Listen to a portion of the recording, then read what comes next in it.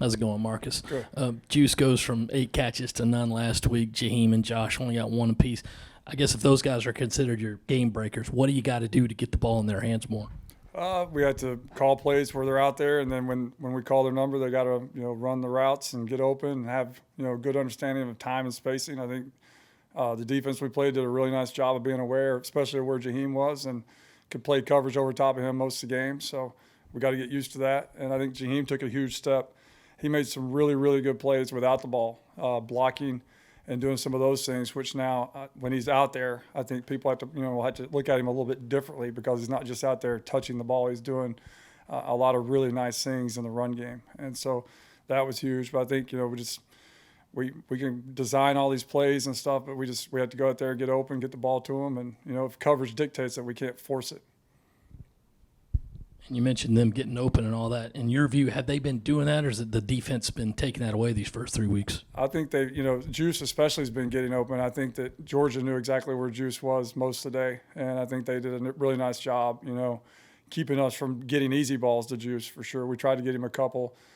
Just the progression never got back to him. So we're not trying to get them the ball. Like, we want to get those guys the ball as much as we can. Set your 3 games in now with Spencer as your starter. Just how would you evaluate his play, and what's maybe next for his game as you get into these last 9? I'm excited. Every single week he screws something up. I'm sure I've said this before, but he screws something up, and then he spends the whole following week fixing it. And then he'll screw something up this weekend, and he'll spend next week fixing it. It's just been really cool to see his work ethic and his understanding that, the good thing about him is he knows he doesn't know everything. And so he's just attacking this thing each week. Like, we know there's going to be issues, and we're going to fix them the following week. So I'm excited because he's played, he hasn't played a lot of layup games per se. He's played 3 really talented defenses. And, the last 2, one on the road and then this Georgia bunch, that's about as good as you can get. And the way he played and handled himself and kept his head and was never lost his mind, I think is a sign of good things to come. With the carry-on play, was that something you guys had in the script? Did you know you wanted to get to it at some point in the game, or was that the kind of situation? I wanted to get to it really early in third down just because they are going to bring some simulator pressures, and I wanted them to be thinking, what the heck are they going to do on third down? I wanted to see if we could kind of calm them down a little bit. The gap schemes, plays like that have been good for us on third downs. The week before against Arkansas, they double mugged us, and we ran the counter for a touchdown. So those things are always, somewhere sprinkled in the game plan, but we knew we wanted to get to it early. And, that play had a pass option to it. They walked the linebacker out. We had numbers in the run game. We just got a little bit condensed on the kick-out block. And the inverted wishbone look that you got, I guess you hit Jaheim with it on the one pass. And when you go with something like that, that's pretty unique with that many receivers, what are you trying to accomplish there with something like that? It's something that we use and we will use. A lot of defenses, the way they line up and set their defense is based on where certain strengths are. Maybe it's a run strength or a passing strength. And so we were just trying to be creative and at least make them check and have to, locate where our guys were before they set the coverage and set the front.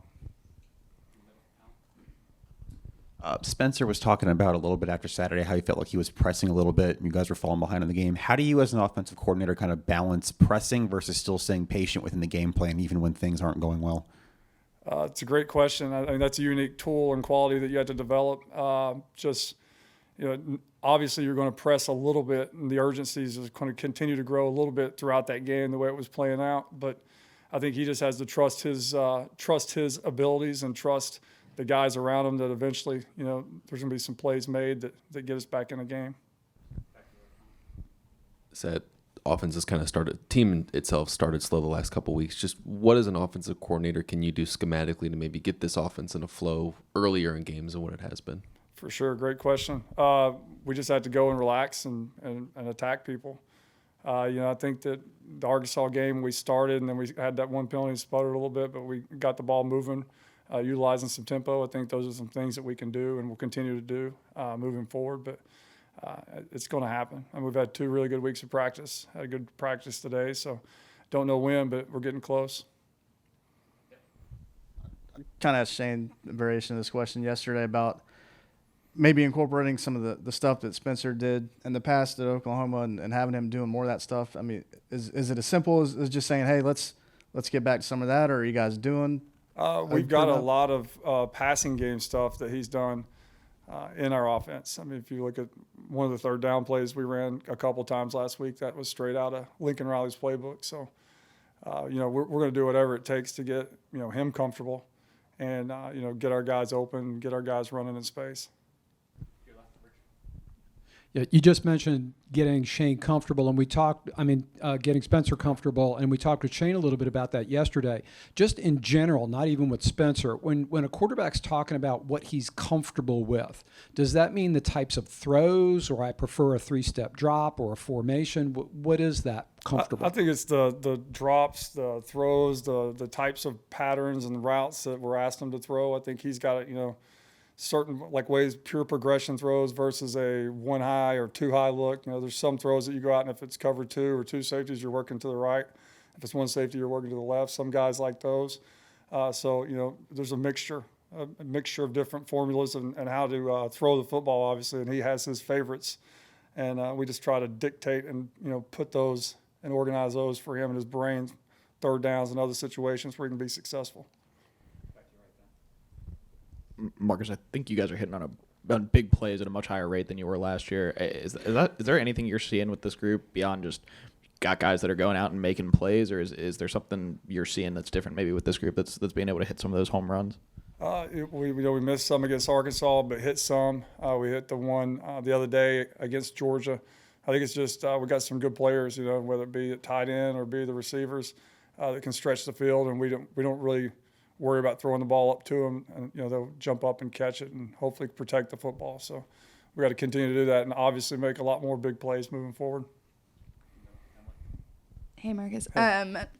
Yesterday, something Jalen Brooks had said was that he feels like you guys have all the right people in the building and it just hasn't quite clicked yet. Can you put your finger on kind of what that thing is that's kind of holding you guys back from having that click happen, or is it just time? Nobody wants to hear it's just time. And if I did know that, I sure as heck would be finding it right now. But I think that, again, it just takes work. I know that's the boring answer and everybody rolls their eyes, but you just have to keep working and you have to keep getting timing together and you have to keep playing games and you have to keep screwing up and figuring out why you screwed up and getting that fixed. So I honestly, truly believe that we're getting really close based on, our kids are great. They are freaking bought into our process. They're bought into the way we practice. They're bought into our plan. They're up here all the time. They're up here last night at 7:30, 8 o'clock at night, trying to bully their way into personnel groupings on third downs. We have a good time together. We work hard. We fight. We make up. We laugh. So, it's a strong, strong group. Had a great meeting today, and just, I think we're getting close. Nobody wants to hear it. It just takes time and takes a lot of hard work. Seth, the offense has struggled on third down a bunch this year, and it seems like the offense has struggled on first and second to maybe stay on schedule. What, as an offensive coordinator, can you do to make sure the offense is staying on schedule and avoiding some of those second and third and longs? Yeah, you hit it on the head. First and second down has absolutely killed us this year. And, the unique thing against Arkansas, we were really good on second and long, and we avoided some third downs. And then, the other 2 games, it's been first and second. If we struggle on first and second down, we're struggling to get first downs, and usually those are leading into third and 7+, third and 10. Which when you're playing a couple of the teams we played recently, and you're in third and 7+, you're not going to have a lot of success. Obviously, Georgia had a bunch of different players than the guys you saw last year down there. How different are they as a group in terms of what you guys had to face and with some of the stuff they do? Are they any different schematically or anything? Schematically, they're the same. That was like an NFC South team last year. That was unbelievable. The collection of skill, but then the maturity and the amount of play that those guys had. I think this year they're the exact same. They're just younger. But they're still the same body types, the same speed, the same physicality. They play with great detail. They play with great bend and leverage. Their hat and hands and getting off blocks are unbelievable. Just very, very, very well coached on top of being really, really, really good players. So I think as they continue to play and play and play, they'll end up here in a couple of years just like those guys last year. Shane has talked a little bit, and you have too, in the last few weeks about trying to whittle down the playbook a little bit and find what you're most comfortable with. What does that process look like this week going into another game and just trying to continue to narrow that down?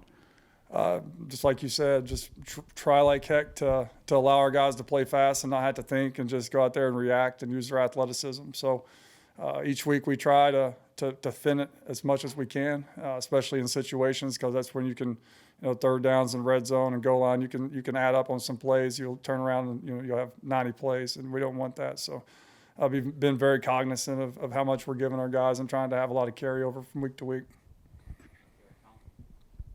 You and Coach Beamer obviously talk a lot about putting guys in positions to succeed and thrive. Through 3 games, how do you feel like you and this offensive staff have been able to do that, and do you feel like you've done a good enough job with it? We've lost two in a row, so I would say I've not done a good enough job with it yet. I think that we're putting guys where they need to be. Now we have to get them to make sure that we're making the plays and the ball's going where they're supposed to go, and the ball starts rolling in our direction. So I think that we're doing everything that we should be doing as far as a personnel standpoint and getting them in the positions. Now we just have to get them coached up to go make the play. I wanted to ask, I don't know if you've seen the clip from the podcast with Josh and Darius that's kind of gone around the last couple of days, just with him talking about the play at Arkansas where I guess a play had been called that you guys hadn't worked on in a couple weeks. Yep. Did you know what he was referring to with that? Have you guys spoken about that whole situation? Oh, yeah. No, he came up here last night and was like, I need to apologize to you. I was like, I thought he was talking about a route. I was like, oh, you're good, man. You're good. And then he left, and then someone had sent me a text. And I texted, I was like, oh, that's what you were going to apologize about. I wish I'd have known that then. But no, that happens. We have a series of plays in a certain formation that's just kind of a base play for us.